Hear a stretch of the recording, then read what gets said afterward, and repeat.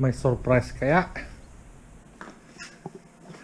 So far, meron ng apat lang, apati. Kanina ito. Tapos merong pang humabol na isa.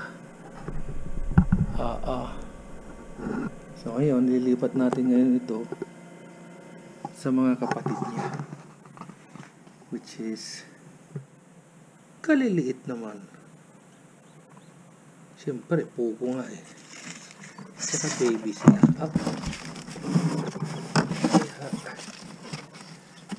Dito tayo. Saan kayo? Yun ang bibilis nilang tumakbo.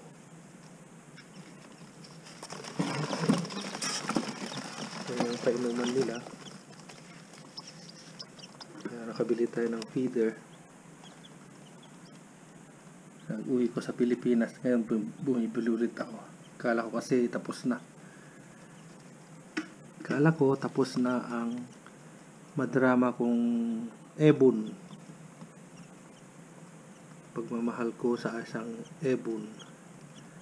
Yung pala, nagsisimula pa lang. Kaya lahat ng akala, mali. Bakit naapakan nyo? Kailangan gawa natin ng MacGyver. Kaya pati kasi pag tinanggal ko to magliliparang kaagad eh.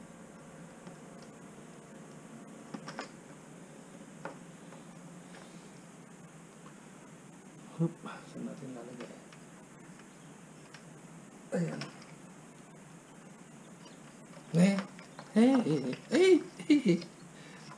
Dali. Ito ng liliksik. Ayan. Ayan kayo.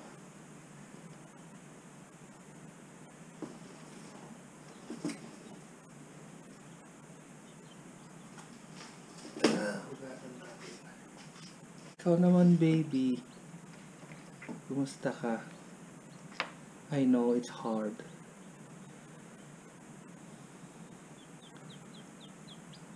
Ihahalo na ba kita? Ihahalo ko muna kita kasi ihahalo ko muna kita dyan. PWD.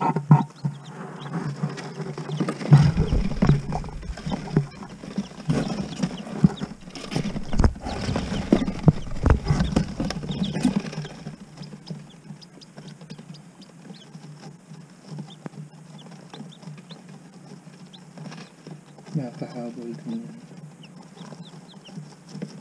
Okay, so linis tayo.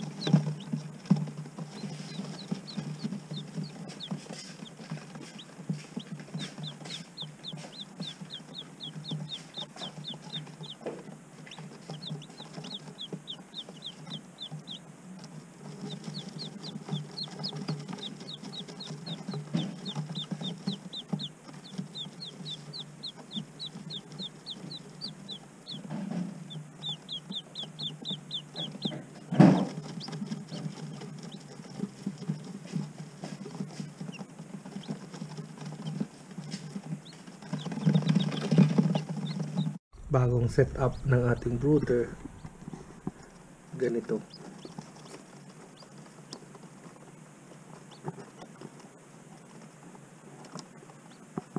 Kaliliit talaga nila.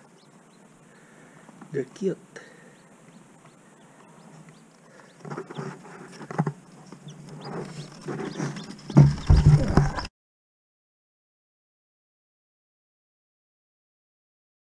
So, second batch ng ating ugo. Ganito palang itsura nito. Ganyan. A, sa baba lang, sa loob. B, sa madami. Ganun pala. Kaya, balik natin. Yan. At, paano natin magtatrabaho? Eh, may hawak. Yan muna. Ayan.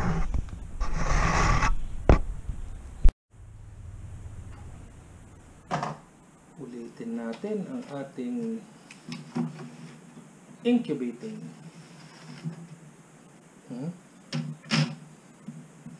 Yan. Second batch. Ang problema, hindi pa pala. Dahil sayang. Are, ano ba to? A o B? B, A. Sa A.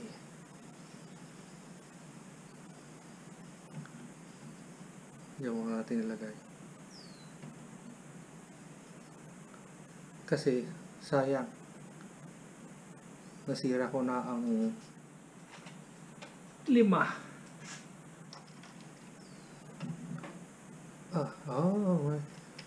Meron pala ma-identify mo siya. So, dito tayo sa tabi. Iha.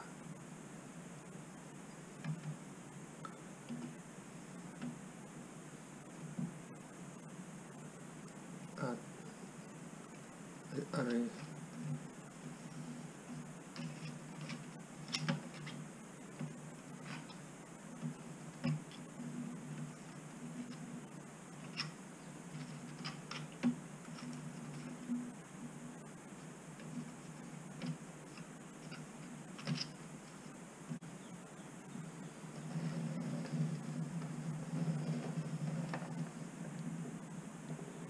Yan. Makikita mo, mas maliliit pala ang ito, California quail versus ano to, jumbo. Alin ang naiba? So, araw-araw naman natin titignan for the last 23 days. Okay.